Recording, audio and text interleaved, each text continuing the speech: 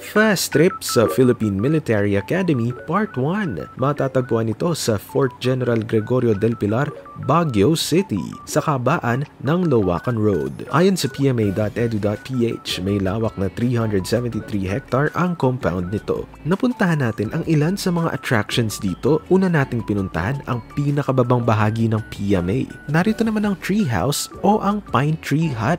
Sobrang presko at relaxing umakyat dito dahil sa hangin at sa view ng mga luntiang puno. May mga statues rin dito at gaya nito, nakaukit ang salitang integrity na isa sa mga motto ng PMA. Ang motto nila ay Courage, Loyalty, and Integrity. Narito ang Air Power Park kung saan pinapakita ang capabilities ng Philippine Air Force sa pamamagitan ng iba't ibang uri ng aircrafts na naka-static display. Pinaparangalan na rin ito ang mga nagsakripisyo ng kanilang buhay para sa mga Pilipino.